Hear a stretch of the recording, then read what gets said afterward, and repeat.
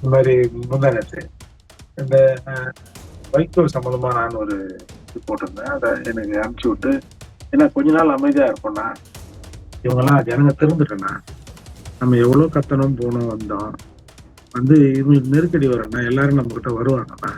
அப்போதானே இவங்களுக்கு சொல்லணும். இப்போ நம்ம சொன்னோம்னா நம்ம மேல கோவப்படுறோம், நம்மள வந்து பேசுறாங்க.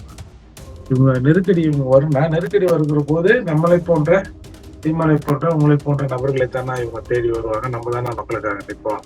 அதெல்லாம் ஒரு 5-6 மாசம் வந்து நம்ம வந்து அமைதியா இருப்போம்னா அப்படின்னு அண்ணன் சொன்னாருன்னு வச்சுங்களேன். அப்போ சீமான் போன்ற நபர்கள் எந்த பிரதிபலனும் பாராமல் தமிழினத்திற்காக அவன் தப்பா நினைச்சுவான், இவன் தப்பா நினைச்சுப்பான், அப்புறம் இவன் போய் புகார் கொடுப்பான், அவன் புகார் கொடுப்பான், அங்கங்க வழக்கு நீதிமன்றம் அலையணும், எல்லாரும் கம்முனுங்கிறான், அப்புறம் நம்மளும் அப்படி இருந்துட்டு போவோமே, அரசியல்ல பொறுக்கி திட்டு போவோமே அப்படின்னு நினைக்காம மக்களுக்காக தொடர்ந்து பல விஷயங்களை வந்து கண்டித்து வருகிற அண்ணன் சீமான் கூட ஒரு 6 மாசம் கம்முன்னு இருப்பனா அப்படின்ற மனநிலைக்கு ஆளாக்கிட்டாங்களே இந்த ஜனங்க. ஏன் அண்ணன் சீமான் ஒரு கட்சி நடத்துறாரு. அதாவது இது திட்டமிட்டு அண்ணன் சீமான் பெயரை கெடுப்பதற்கு, அவர் இமேஜ வந்து உடைப்பதற்கு, அவர் மீது அவதூறு பரப்புவதற்கு வீசப்பட்டதுங்க இது. எவங்க சொன்னா அவனை செருப்பு கொண்டு அடிங்க, உண்மையில செருப்பு கொண்டு அவனை அடிங்க. இப்ப காலம் முழுக்க திராவிடம் தமிழகத்தை அழித்தது, தமிழர்களை அழித்ததுன்னு சொல்றாரு. அப்புறம் திமுகவே சேர்ந்து சீமான பொது வேட்பாளர்னா அப்ப இவங்க எல்லாம் கட்சியை கழிச்சிருவாங்கள, திமுகவும் அதிமுகவும்.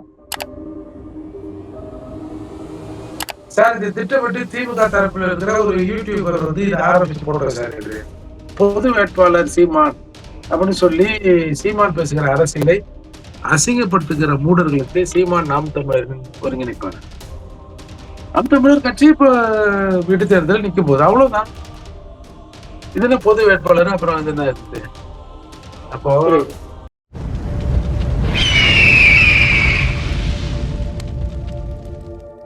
அரசியல் கருத நேயர்களுக்கு வணக்கம். இன்று நம்மோது இனியும் சிறப்பு விருந்தினர் புரட்சி தமிழும் பறையர் பேரவை தலைவரும் வழக்கறிஞருமான திரு ஏர்பத் மூர்த்தி அவர்கள். வணக்கம் சார். சார், இன்றைய தினம் கரூருக்கு முதல்வர் விஜய் அவர்கள் சென்றிருந்தார். அங்கே சில விஷயங்கள் அவர் பேசியிருந்தார். ஆனால் முக்கியமான விஷயமா பார்க்கப்படுவது, கரூரில் அவரை பார்க்க வந்து உயிரிழந்த 41 குடும்பத்திற்கும் அரசு வேலை வழங்க போகிறேன் அப்படின்ற ஒரு அறிவிப்பை வந்து அறிவிச்சிருந்தார்.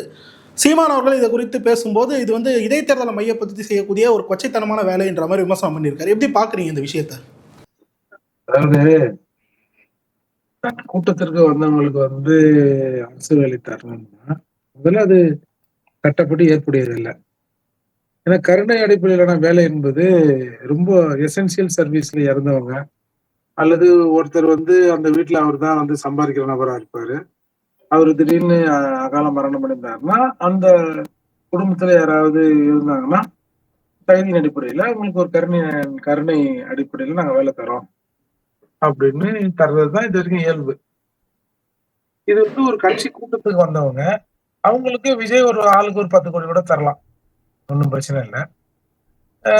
இதுல வந்து அரசு வேலைங்கிறது இதுல ஒரு உள்நோக்கம் இருக்கிறதா நமக்கு தோணுது. என்னன்னா இப்ப கூட்டத்துக்கு வந்து செத்தாங்கன்னா, இப்ப மதுரை ஃபர்ஸ்ட் மாநாட்டுல ஒரு 6 பேர் செத்தாங்க.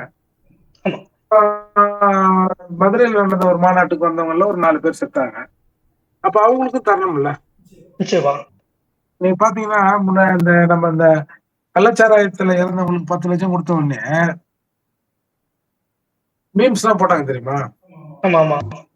போட்டாங்க, இவன் போய் இந்த கள்ளச்சாராயத்தை குடிச்சு செத்தானா கவர்மெண்ட் பணம் கொடுக்கும், எதுக்கு இந்த பிராந்திய குடிக்கிறான் பாவி, குடிச்சு செத்தானா கூட காசு போட்டாங்க இல்லையா? நீங்க வந்து கிளாஸ் 4ல வந்து ஒரு தடவை ஞாபகம் சரியா இருந்தா ஒரு 4662 வேக்கண்ட் கிளாஸ் 4க்கு கிட்டத்தட்ட 20 லட்சம் பேர் அப்ளை பண்ணிட்டான். ஒரு 14-13 லட்சம் பேர் எக்ஸாம் எழுதுறாங்க.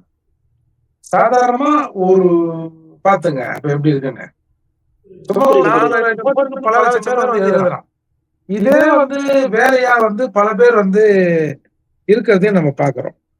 அரசு வேலைக்காக படிச்சுக்கின்னு அதுக்கு தேர்வு தயார் பண்ணிட்டு இருக்காங்க. அதனால வந்து இப்போ அவங்களுக்கு எல்லாம் நம்ம என்ன சொல்ல போறோம் அப்படின்ற ஒரு மிகப்பெரிய கேள்வி இருக்கு. இப்ப இன்னைக்கு இவங்களுக்கு ஒரு கூட்டத்துக்கு வந்தவங்க 4 பேர், ஒரு 40 பேர் செத்தாங்க, 36 பேர் தராங்க. நாளைக்கு இன்னொரு கட்சி கூட்டம் போடும். அதுல ஒரு 10, 50 பேர் சாவான். அவன் ஆட்சிக்கு வந்த பிறகு அவங்களுக்கு வேலைன்னா, அப்போ கூட்டத்துக்கு வந்து செத்தாதான் அந்த அரசு வேலையில ஒரு வாய்ப்பு உண்டுன்னு நீங்க சட்டமாவே போட்டுடலாம் அத. கூட்டத்துல வந்து போட்டா சாவறது தான் அவன் அரசியல். கூட்டத்துக்கு ஆமா. அந்த கள்ளச்சாராய மரணம் மாரி ஏதாவது பிளான்கள் நடக்கட்டுமே. அதான் இது அவங்க மீது நம்ம இரக்கப்படணும். ஏன்னா ஒரு உயிருங்கிறது சாதாரணம் இல்ல. ஆனா, நான் ஒண்ணு பார்த்தேன். அந்த வேலை வாங்குகிற குடும்பத்துல இருந்து ஒரு 2, 3 பேர்கிட்ட பைட் எடுத்து போட்டிருக்காங்க. அதுல ஒரு அம்மா சொல்றது, என் குழந்தை செத்து போச்சு. ஆனா நான் வந்து விஜய் அவர்களை கிட்டத்துல பார்க்கிற வாய்ப்பு எனக்கு கிடைச்சது. அப்படிங்குது. இன்னொருத்தன் வந்து அவங்க தம்பிய யாரோ செத்துட்டாங்கன்னு நினைக்கிறேன் அவங்க வீட்ல. பரவால்ல எங்க தம்பி செத்துட்டு சிஎம் வந்து ஆயிட்டாரு. நான் அவருக்காக இன்னும் உயிரை குடுத்து வேலை செய்வேன். ஒரு அம்மா குழந்தை செத்து பரவால்ல, விஜய் முதல்வர் ஆயிட்டாருன்னுது. இவ்வளவு க்ளோஸ்ல நான் பார்க்கறதுக்கான வாய்ப்பை என் குழந்தை இறந்து எனக்கு குடுத்ததுன்னு அந்த அம்மா. புரியுது. அப்ப இதெல்லாம் பார்க்கும்போது மக்கள் தான் முடிவு பண்ணணும். இது எப்படி சரியா என்ன ஏதுன்னு. குறிப்பா சார் இந்த விடயத்துல சீமான் அவர்கள் அந்த விமர்சனத்தை எப்படி சார் பாக்குறீங்க? இடைத்தேர்தலை மையப்படுத்தி தான் விஜய் அவர்கள் இதை செய்யறாரு அப்படின்ற ஒரு குற்றச்சாட்டை வைக்கிறாரு. இப்ப மதுரையில தரல, அப்புறம் வந்து இந்த விக்கிரவண்டியா இங்க ஒரு மாநாடு போட்டாரு, அதுல தரல. அப்போ கரூர்ல தராருன்னா கரூர் இடைத்தேர்தல் வரப்போகுது.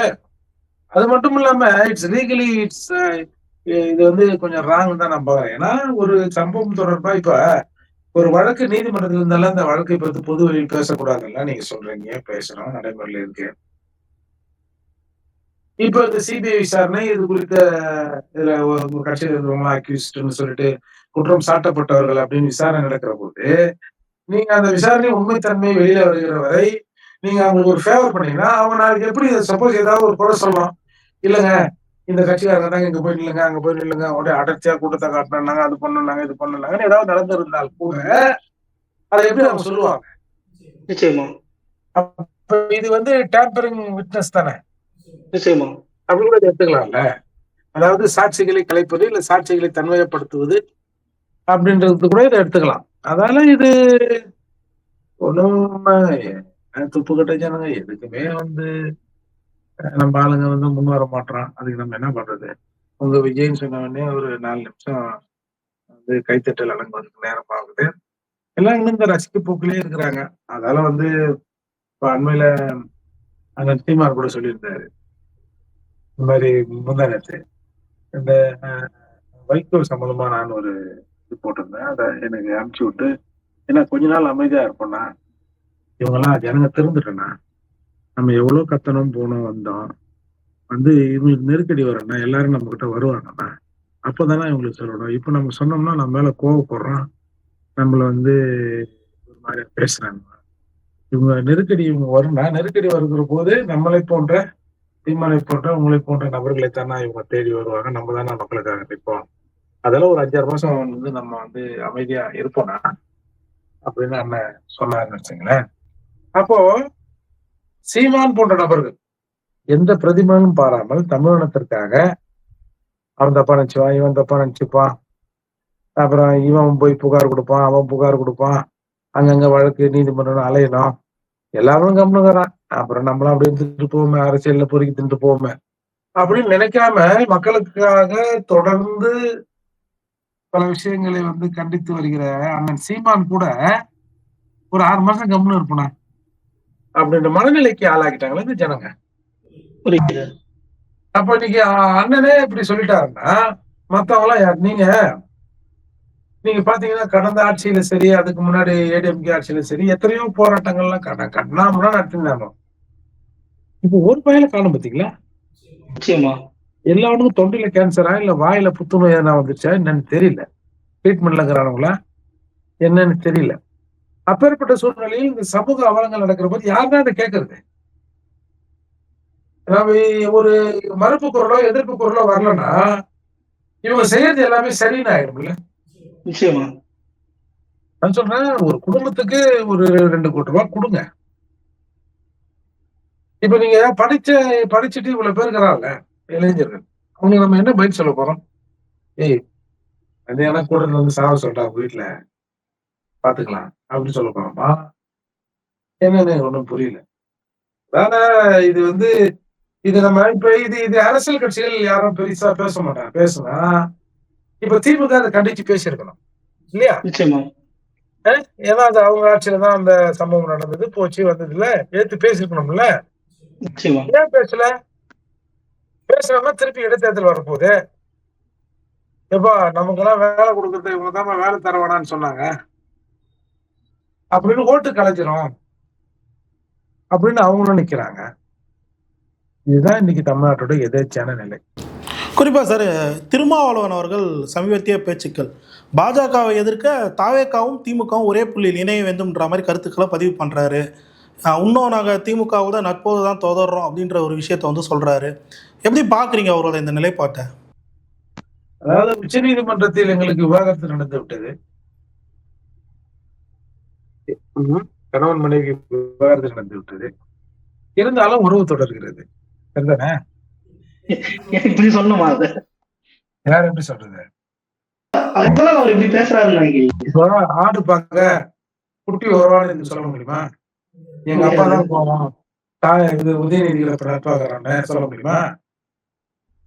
இப்படிதான் இதுதான் சொல்ல முடியும். அதாவது நீங்க தயவு செஞ்சு நான் என்ன சொல்றேன், எல்லாரும் வந்து அவர் மாத்தி மாத்தி பேசுகிறார், திரண்டு பேசுகிறார், திருத்தம் கலங்கி பேசுகிறார், அப்படிலாம் சொல்றாங்கல்ல. திருத்தம் கலங்குறதுனா என்ன அர்த்தம்? பைத்தியம் பிடிச்சிருக்குன்னு அர்த்தம். அவ்வளவுதான். மூளை கலங்கி இருக்கிறார் இப்போ. அதனால அவர் பேசுறதும் ஒண்ணு பெருசா எடுத்துக்கணும். அவர் வந்து எங்க இருக்குன்னு அவரு நம்ம எந்த இடத்துல நிக்கிறோம் அப்படின்னு அவருக்கு தெரியல ஒண்ணும். ஆனால் அமைச்சரவையில் பங்கு கொள்றாங்க. அது எப்படி சார் அப்போ கூட்டணியில் இல்லைன்றது? அதுதான் டைவர்ஸ் ஆகி போச்சு. இருந்தாலும் உறவு தொடருதுன்ற மாதிரி அங்க. இங்க வந்து வேண்டா விருப்பமா காண்டாமரம் புள்ளைய பெற்று காண்டாமருகன் பேர் வச்சுன்னு ஒரு பழமொழிக்கு தெரியுமா? ஆமா வேண்டாம் விருப்பமா வந்து நாங்க வந்து உங்ககிட்ட கூட்டணி இல்ல அமைச்சரவையில் இருக்கிறோம் அவ்வளவுதான். அதுவும் நீங்க கேட்டுக்கிறீங்க. அதாவதுதான் இல்லை சார், இப்போ எனக்கு என்ன கேள்வினா, இப்போது தாவேகா கூட்டணி கட்சிகள் ஒரு புறமும் ஒரு சர்ச்சையான விடயங்களை தாவேகா கூட்டணி மேலே அதிருப்திகளை தெரிவிச்சுட்டே வராங்க. ஸோ அது இந்த இடைத்தேர்தலில் தாவேகா ஒரு செட்பேக்கை ஏற்படுத்தும் நினைக்கிறீங்களா? அதெல்லாம் ஏற்பட்டுதாதுங்க. மக்கள் இன்னைக்கு எப்படி விசிலடிக்கிறான் பாத்தீங்களா? பார்க்க முடியுது.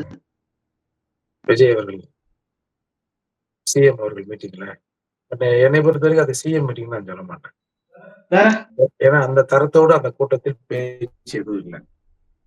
அதான் கேட்கலான்னு வந்தா, முதல்வரோட அந்த ஸ்பீச் எப்படி சார் பார்க்குறீங்க? ஏன்னா இப்போ இன்னைக்கு அவர் பேசும்போது கூட திமுக தீய சக்தி, திமுக திமுக திமுக தான் அதுக்குறாரு.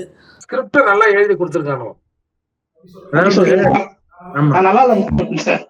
இல்ல நல்லா எழுதி கொடுத்துருக்காங்க. இப்ப மேடையில நீங்க பாத்தீங்கன்னா ஒரு சில தலைவர்கள் பேசுவாங்க, எதிரில இருந்து ரெஸ்பான்ஸ் வரணும்னு வச்சுங்களேன், திரும்பவும் அதே லைனை கொஞ்சம் அழுத்தி சொல்லுவாங்க. அப்படி இல்லை, இப்ப நான் இப்படி சொன்னேன் உங்களுக்கு இயல்பா புரியும். ஜனங்கள் கூட பேசினே இருப்போம், என்ன மயிருக்கு இங்க இருக்கிறது அது அப்படின்னு கேட்போம். அது வரைக்கும் கம்முனே இருப்பான். என்ன மயிரை பிடுங்க இந்த அரசு இருக்கிறது, இல்ல இந்த என்ன மயிரை பிடுங்குவதற்கு இங்க இந்த காவல்துறை அங்கே பாதுகாப்பில் இருந்தார்கள் அப்படின்னு கை தட்டுவான். ஏன் காவல்துறை அங்கே பாதுகாப்பில் இருந்தார்கள், ஏன் அவர்கள் தடுக்கவில்லை அப்படின்னா ஜனங்க கம்முன்னு இருப்பான். ஏன் என்ன மயிருக்கு தடுக்கவில்லை அந்த புரியுதா? மக்களோட வேவ்லென்த்தோட போகணும். அந்த மாதிரி ஒரு நல்ல ஸ்கிரிப்ட் இன்னைக்கு ஏற்றுக்கிறாங்க. ஒரு இடத்துல வெக்கமான சூடுன்னு சொல்லிட்டு ஒரு அப்படின்னு சொல்லிட்டு ஒரு கேப் விடுறாரு பாத்தீங்களா? ஆமா பார்த்தேன். என்னது இது எல்லாம் இது இல்லைன்றாரு. புரியுது புரியுது. என்ன பண்றது? இல்ல சார், எனக்கு என்ன கேள்வினா, இப்ப ஆட்சிக்கு அவங்க வந்துட்டாங்க, இன்னமும் திமுகவே குறை சொல்லி இன்னும் எவ்வளவு காலத்துக்கு ஓட்ட முடியும்னு நினைக்கிறீங்க? வேற என்ன சொல்லணும்? அத சொன்னாதான் நீங்க கேட்பீங்க. நீங்க தான் ஜனங்க. புரியுது. இப்ப நீங்க இருக்கிறீங்க, இப்ப உங்களை மாதிரி எவ்வளவு யூடியூப் சேனல் இருக்குது, நீங்க தேங்க்ஸ் தானே சொல்லணும்.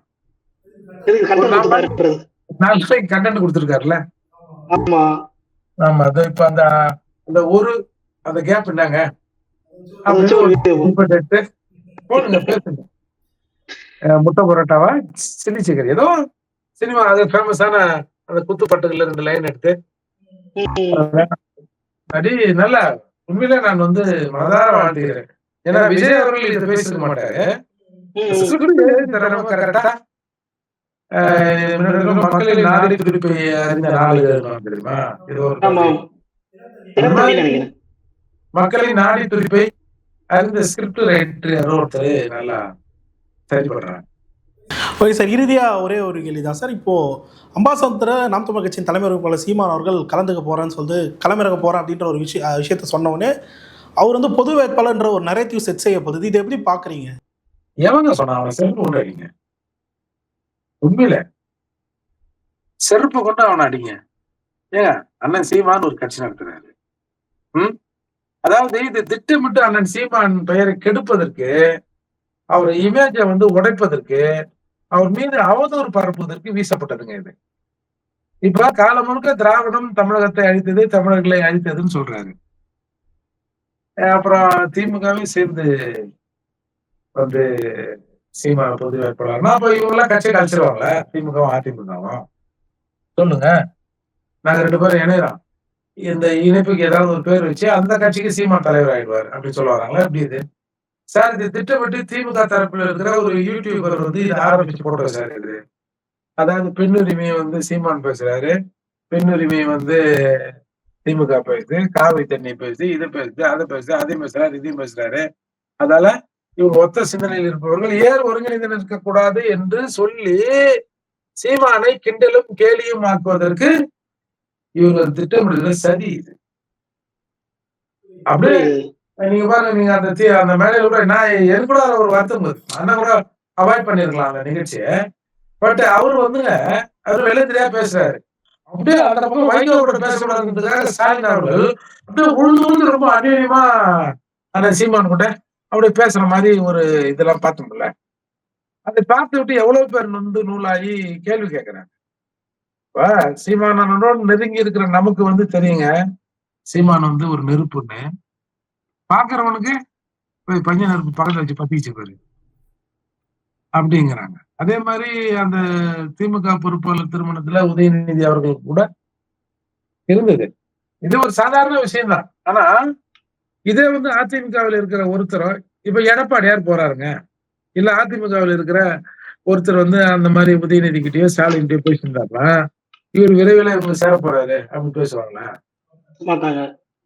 ஆனா சீமான் அவர்கள் எப்போ எப்போ ஏதாவது மூச்சு விடுவாரு அப்படின்னு இந்த தெலுங்கு எப்போ எப்போ எப்போ இந்த ஒரு ஆளு தமிழ் தமிழ் தமிழ் பேசலாம் தமிழ்நாட்டுல மாட்டான். அதாவது அப்படின்னு ஒரு சிறு பெருமுயற்சி செய்கிறது. அதே மாதிரி